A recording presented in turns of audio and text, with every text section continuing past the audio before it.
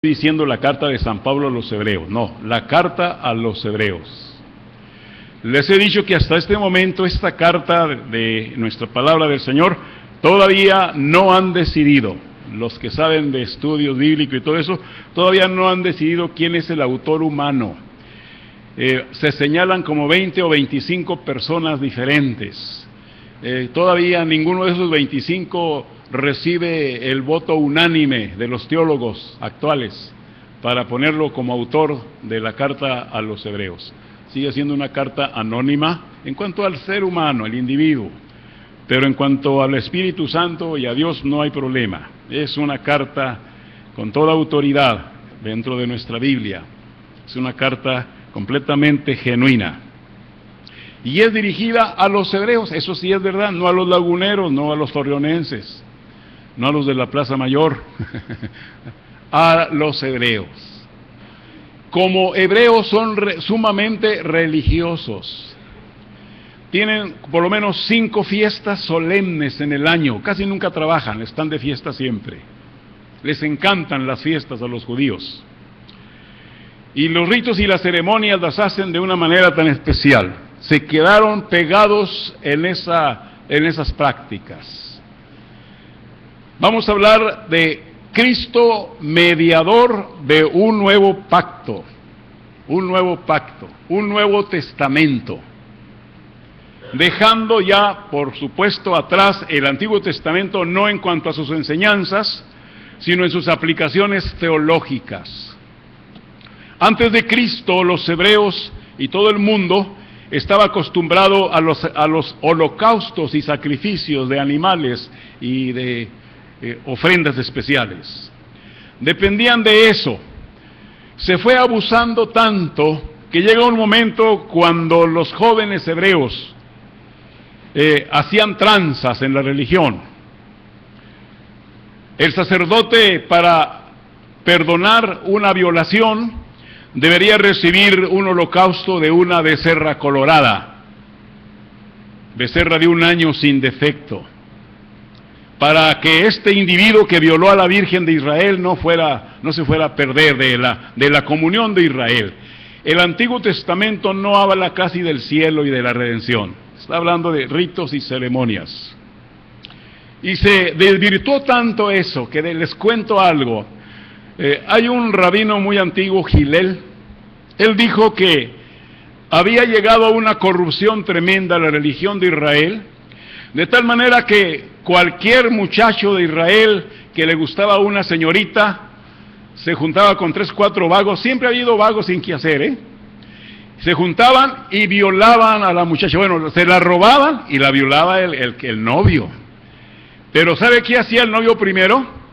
Le decía a su papá, papá, ¿me das la becerrita colorada que tienes? Sí, ¿cómo no, mijo? El papá sabía para qué la quería, porque el único sacrificio que era necesario o que cubría la falta para una virgen en Israel violada era el sacrificio, el holocausto de una becerra colorada. Si era negra o blanca no funcionaba. Bueno, ritos y ceremonias, ¿qué más da? Ya basta de ritos, hermanos, y ceremonias. Yo les he dicho y les vuelvo a decir, yo no soy religioso. A mí la religión me choca hasta cierto punto.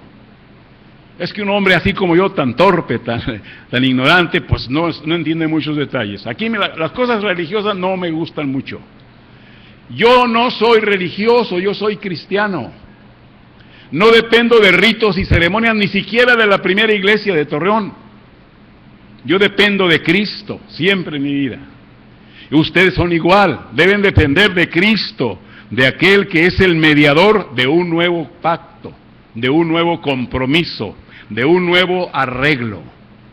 Cuando ustedes le den la palabra pacto, luego piensen en eso, testamento.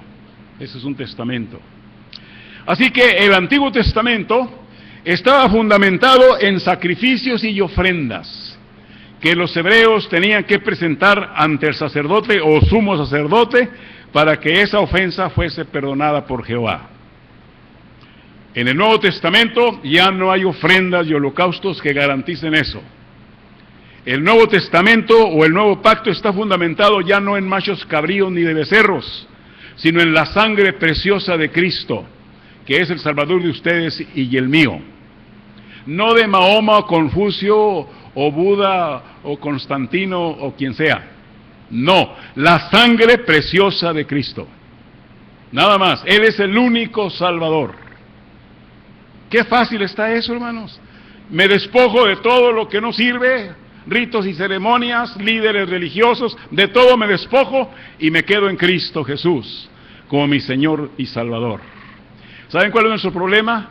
Que no obedecemos a Cristo, que no estamos sometidos a Cristo, ustedes ni yo. Estamos todavía haciendo lo que nos dé la gana, lo que se nos pone enfrente. Estamos batallando pues con la santificación en Cristo, con ese sometimiento voluntario a Jesús el Rey de Reyes y Señor de los Señores. Tus ojos me dicen que tú miras todo lo que yo tengo. ¿Qué ese corito? Qué fuerte, qué tremendo. Usted y yo no podemos esconder nada en la presencia de Dios, ni usted ni yo. Dios ve todo, Cristo ve todo, antes que acontezcan las cosas ya está viéndolas. No lo podemos engañar, no podemos hacerle tranzas a Cristo, no podemos desviarnos de nada absolutamente, porque Cristo es la esencia de nuestra redención. Él es el mediador de un nuevo pacto. Por tanto, vamos a ver a este Cristo glorificado, y por eso vale la pena que lo consideremos como el mediador de un nuevo pacto. El versículo primero del versículo 8, voy a leerlo. Y ahora bien, el punto principal de lo que venimos diciendo es que tenemos tal sumo sacerdote, el cual se sentó a la diestra del trono de la majestad en las alturas. Hermanos, allí en las alturas con el Señor, no están ni Moisés, ni Abraham, ni Jacob, eso están apartecito, allá como glorificando a Cristo. En la grandeza, en el lugar precisamente especial para que Cristo sea glorificado, es a la diestra del Padre Celestial siempre. Allí, a esa diestra está Cristo Jesús. Les he dicho esto, que no se les olvide. Actualmente, en este momento que estamos aquí en este culto, hay 3 cuerpos físicos glorificados en el cielo, que son visibles y palpables. Nada más 3, hermanos. Usted no puede pensar en tantos. Pero uno se hace ilusiones de repente y la verdad es que acuérdense de Enoc, el 7º desde Abraham, dice la Biblia. Él fue traspuesto, se lo llevó el Señor, porque así dice, y caminó Enoc con Dios, y se lo llevó Dios. Así se lo llevó, sin haber muerto físicamente. Y gloriosa y maravillosamente Dios hizo el milagro de santificar, de purificar, de preparar a Enoc para estar allá en el cielo, en cuerpo físico glorificado. Y el siguiente es Elías, el profeta. Él tampoco no murió. Él fue levantado al cielo en un torbellino. Y se fue así, hermanos, pero con un cuerpo glorificado milagrosamente en el trayecto de Palestina al cielo. Eso lo hace Dios, yo no sé cómo se hace. Y el tercero es Cristo Jesús. Digo, por edades, no estoy diciendo que Cristo es el primero, por supuesto, es el eterno. Pero los otros 2 personajes pues están mencionados en la Biblia, antes que Cristo. Es decir, antes que Cristo naciera, estos 2 personajes anteriores fueron entronizados en la presencia de Dios. Pero Cristo es diferente, está sentado a la diestra del Padre. Está como Rey y soberano de este mundo. El único Dios verdadero, el Verbo hecho carne, el Cristo glorificado, está en la presencia del Padre Celestial. Y está intercediendo por ustedes y por mí. Eso es lo que hace Cristo. Acuérdense que ya nos enseñó eso en un pasaje donde Él platica con Pedro y hasta le dice Simón. Ahorita les explico eso muy fácil. Simón, Simón, 3 veces me ha pedido Satanás que te deje con él. porque quieres zarandearte como a trigo, pero yo estoy orando, rogando por ti, para que tu fe no falte. Eso se llama que Cristo es nuestro intercesor en la presencia de nuestro Padre Celestial. ¿Se imaginan todas las calumnias y chismes que el diablo lleva allá con Dios todos los días? ¿Se imaginan ustedes? Falsos testimonios y mentiras, ¿cómo llevará el diablo para allá? Delante de ustedes y contra mí. Y ahí está mi mediador, mi intercesor, Cristo Jesús. Ese es el gran ministerio de Cristo, entre tanto que está Él entronizado en el cielo. Otro concepto importante, desde que Cristo fue ascendido al cielo y glorificado allá, y sentado a la diestra, literalmente hablando, Cristo no está aquí, hace más de 2000 años. Él está a la diestra del Padre Celestial. La persona que mora con nosotros en estos días de Cristo para acá, se llama el Espíritu Santo, que es el vicario de Cristo en este mundo. No el tocayo, El tocayo no es el vicario de Cristo. Cristo es el Espíritu Santo es el vicario de Cristo. ¿Qué es vicarios filii Dei? Ese es en italiano, disculpen ustedes. Es una expresión italiana, vicarios filii Dei. Es decir, el que está en lugar del Hijo de Dios. ¿Quién es? El Espíritu Santo. No el tocayo, ni yo, ni nadie. Es el Espíritu Santo. Es la tercera persona de la Trinidad, en la cual estamos ustedes y yo viviendo desde hace más de 2000 años, con el cuidado y la guianza y el poder del Espíritu Santo, que también lo entristecemos y lo apagamos y hasta lo hacemos enojar. Qué desgracia la nuestra, hermanos. Saber tanto, entender tanto y no vivir en ello es pura pérdida de tiempo. De veras, hermanos. No estamos aprovechando todo lo que divinamente la Biblia nos enseña y lo que Cristo está mediando por ustedes y por mí como único y glorificado en la eternidad. Otro principio de San Pablo aquí. El versículo 3. Cristo se ofreció como sacrificio. Versículo 3. Lo leo aquí en mi versión 60. Dice, porque todo sumo sacerdote está constituido para presentar ofrenda y sacrificio, por lo cual es necesario que también de él tenga algo que ofrecer. Este es un versículo muy del Testamento. Dice que todos los sumos sacerdotes que los hebreos tuvieron, tenían la necesidad de ofrecer sacrificios por los pecadores.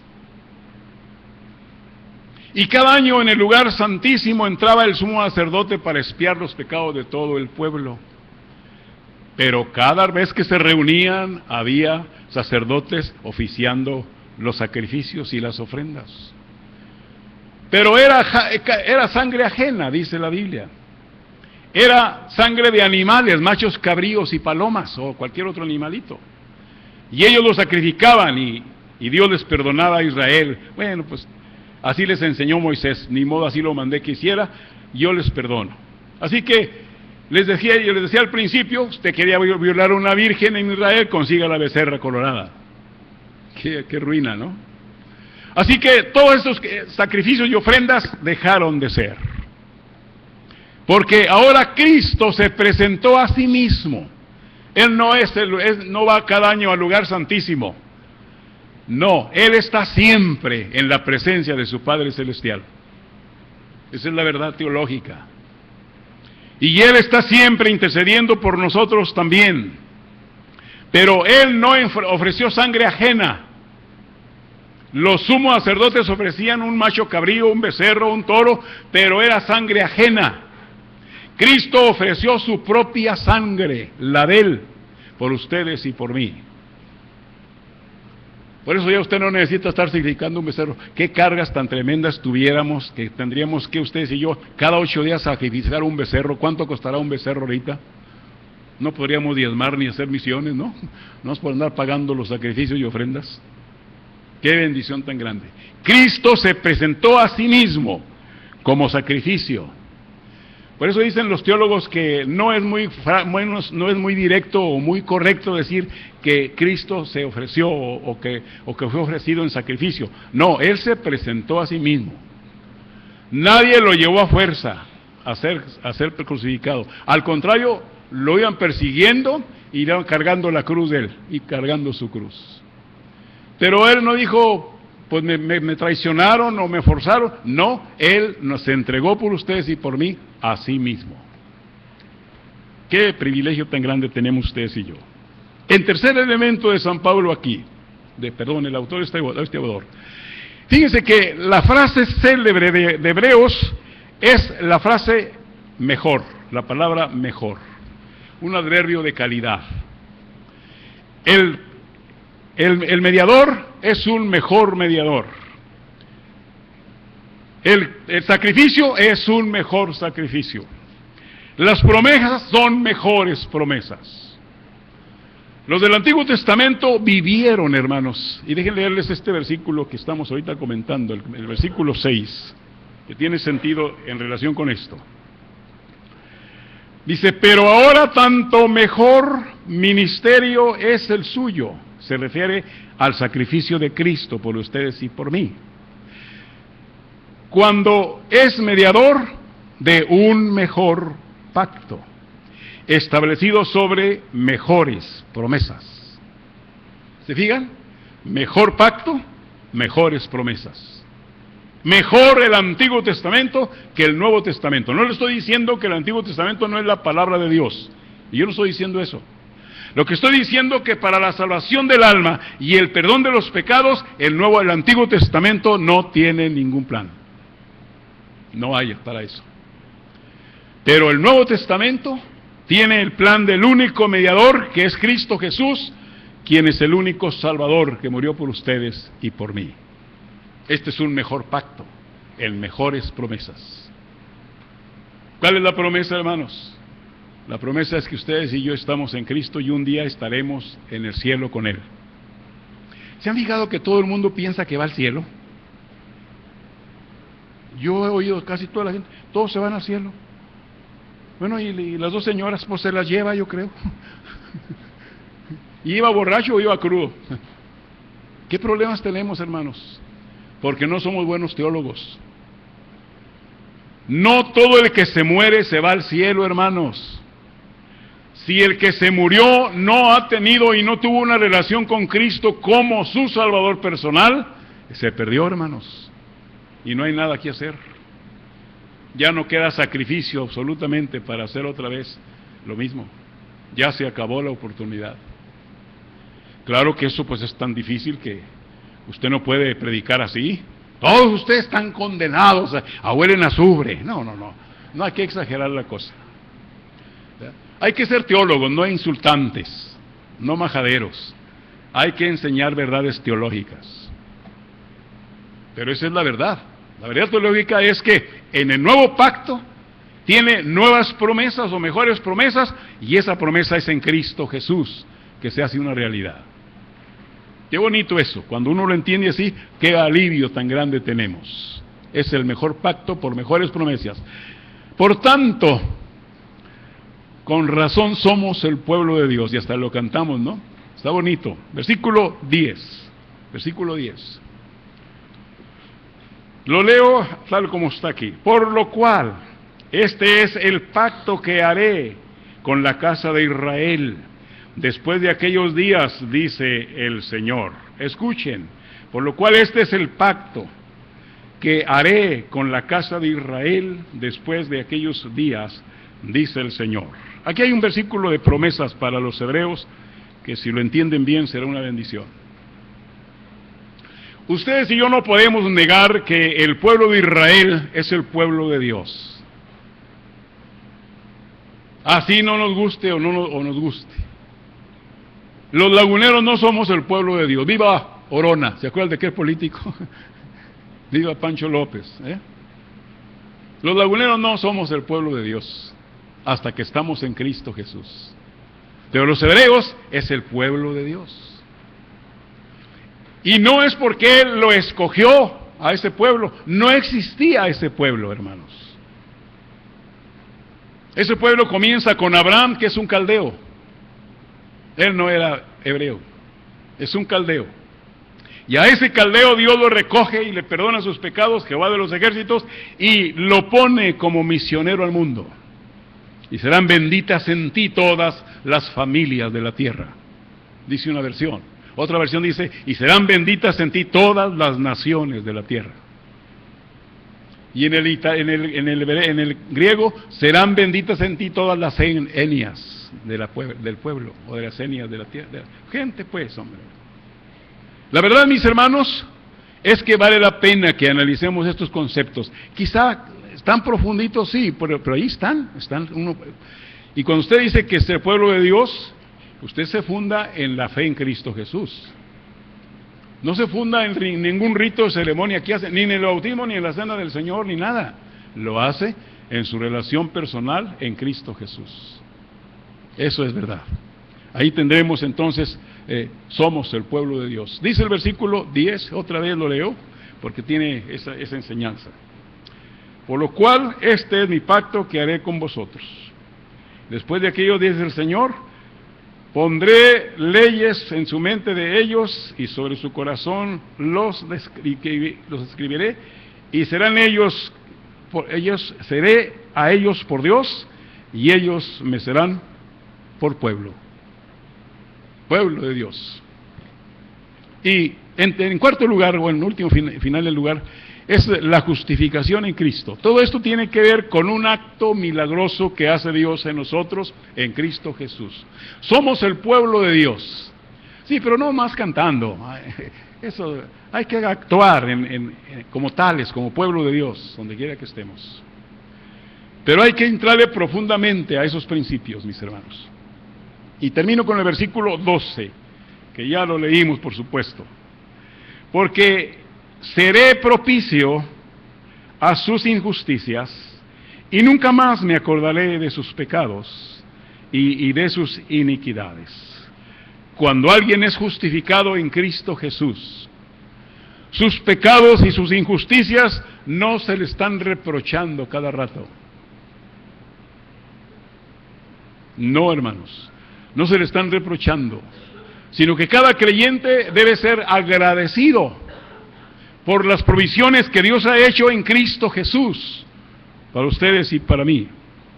Pero es que la justificación en Cristo es lo que hace ser capaces de estar en estas grandes promesas y esperar con gozo la venida de Cristo Jesús para la glorificación de su pueblo en ese momento.